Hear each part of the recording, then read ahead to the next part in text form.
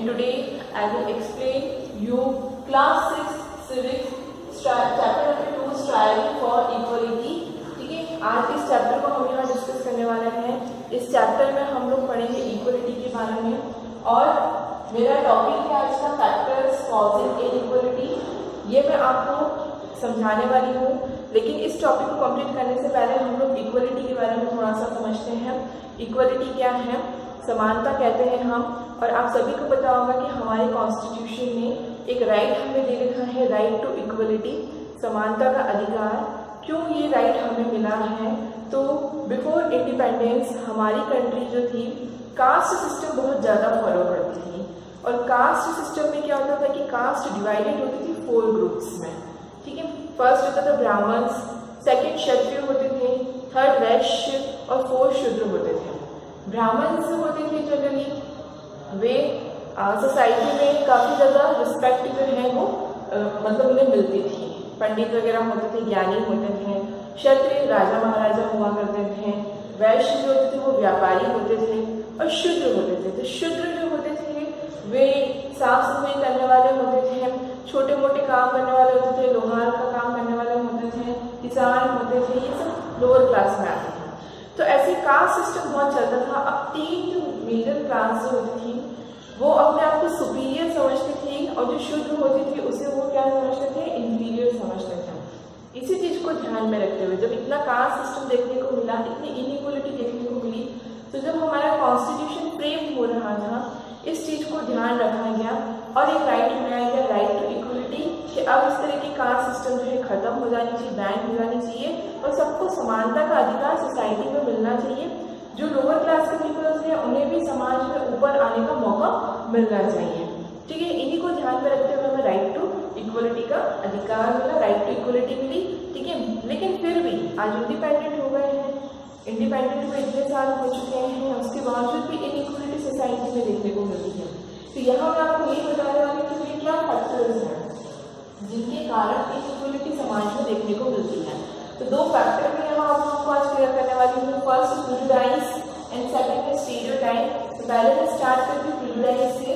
ठीक है, prejudice means judging other people in a negative way और थिंकिंग ऑफ देम एज इंफीरियर्स। हमारी society में पता क्या आता है कि हम क्या करते हैं, लोगों के लिए अपने दिमाग में एक धारणा बना लेते हैं, एक गलत नेगेटिव इमेज उनके लिए अपने माइंड में क्रिएट कर देते हैं, फिर उसे प्रिजुडाइज कहा जाता है, और उनको हमेशा इंफीरियर ही समझते हैं, उन्हें हमेशा नीचा दिखाने की ही कोशिश करते हैं, तो उसे प्रिजुडाइज कहा जाता है। इसके कुछ एग्जाम्पल बताती हूँ आपको। One can be prejudice against others on the basis of, मतलब हम कैसे उनको इंफीरियर समझ रहे हैं on the basis of religion. ठीक है, हम क्या कहते हैं, हमारी एक कवि ये रहती है कि हम हमारे रिलीजन को तो हमेशा सुपीरियर समझते हैं, लेकिन दूसरे अलग रिलीजन की हम रिस्पेक्ट नहीं करते हैं, उन्हें हमेशा हम इंफीरियर समझने की कोशिश करते हैं। क्यों? हमने हमारे दिमाग में नेगेटिव इमेज उस रिलीजन के लिए बना रखी कि ये लोग तो ऐसे ही होते हैं, यही करते हैं, ये वो, तो वो क्या है, वो प्रिजुडाइज हो गया है जो सोसाइटी में देखने को मिलता है। ऐसे ही स्किन को लेकर, कलर को लेकर, रंग रूप को लेकर, रंग को लेकर भी हम भेदभाव करते हैं लोगों के साथ में। काले गोरे का भेदभाव तो बहुत समय से चला आ रहा है, हमारी कंट्री में, अदर कंट्री में भी देखने को मिलता है। अमेरिका में ही देख लो आप, ये चीज़ वहाँ भी देखने को मिलती है, साउथ अफ्रीका में देख लीजिए, अलग अलग जगहों पे ये सारी चीज़ें देखने को मिलती है। तो ये क्या है? प्रिजुडाइज है। हम रंग रूप के बेसिस पे हम क्या कर रहे हैं, एक नेगेटिव इमेज हमारे दिमाग में हमने बना ली कि अरे वो तो काला है, उससे दूर रहना है। ठीक है, उसका कलर ही काला, टेक्सचर ये है, वो है, जो भी है, तो उससे दूरी बना लेते हैं। तो वो क्या है? प्रिजुडाइज है। वे ऑफ ड्रेसिंग, अगर किसी का ड्रेसिंग सेंस अच्छा नहीं होता है तो हम उसकी हंसी उड़ाते हैं, ठीक है, और उसके लिए नेगेटिव सोचते रहते हैं, तो वो भी क्या एग्जाम्पल है प्रिजुडाइज का। लैंग्वेज, कभी कभी ट्राइबल सोसाइटीज के लोगों को देख लो तो वो तो हमसे बिल्कुल ही अलग दिखते हैं, चेहरे पे मार्क्स होते हैं उनके, ठीक है, कलर काला होता है, बोली अलग होती है, कपड़े छोटे छोटे पहनते हैं, बट चांदी के जैसे गले में और हाथों में बैंगल्स वगैरह पहनते हैं, डिफरेंट लगते हैं हमसे। तो हमने उनकी इमेज, नेगेटिव इमेज हमारे माइंड में बना रखी है कि ये तो ऐसे ही रहते हैं, ऐसे ही खाते, ऐसे ही बोलते हैं। तो ये क्या है? All these are prejudice. ये सब क्या है? प्रिजुडाइज मतलब ये इनइक्वलिटी है। थॉट हमारे माइंड में बना के रखा हुआ है। तो ये हमारी सोसाइटी में आज भी है, जहाँ हमें राइट टू इक्वलिटी का अगर देखा जाए तो फंडामेंटल राइट मिला हुआ है। ऐसे ही सेकेंड है हमारा स्टीरियोटाइप। स्टीरियोटाइप क्या होता है कि when people of a particular group are judged on the basis of certain preconceived images। अब यहाँ पे सोसाइटी में क्या होता है कि किसी पर्टिकुलर ग्रुप के लिए हमने एक इमेज बना ली बगैर सच जाने।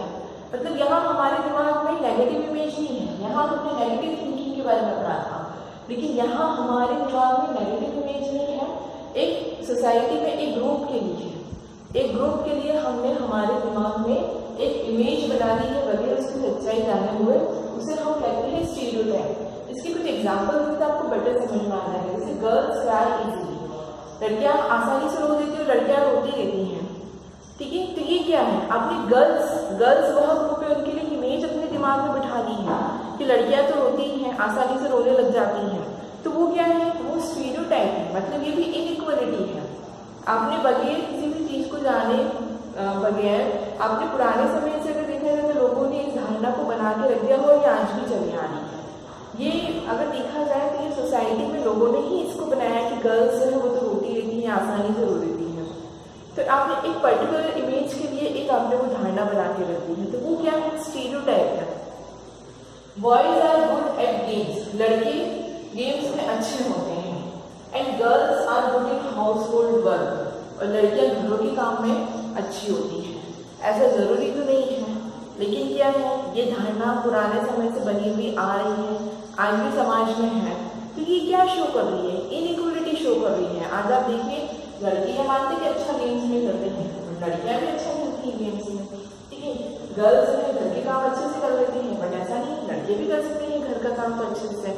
तो ये क्या है, समाज की बनाई हुई धारणाएं जो है हमें चेंज करनी है, जो इनइक्वलिटी के रूप में हमें देखने को मिलती है। तो यहाँ हमने दो टॉपिक क्लियर करे, प्रेजुडाइज और स्टीरियोटाइप। दोनों में आपने देखा होगा कि कैसे सोसाइटी में इनइक्वलिटीज है अलग अलग ग्रुप्स को लेकर, ठीक है। यहाँ तो हमने दो इनइक्वलिटीज डिस्कस करी है। आगे की वीडियो में मैं आपको और इसी तरीके से इनइक्वलिटीज बताने वाली हूँ। Thank you.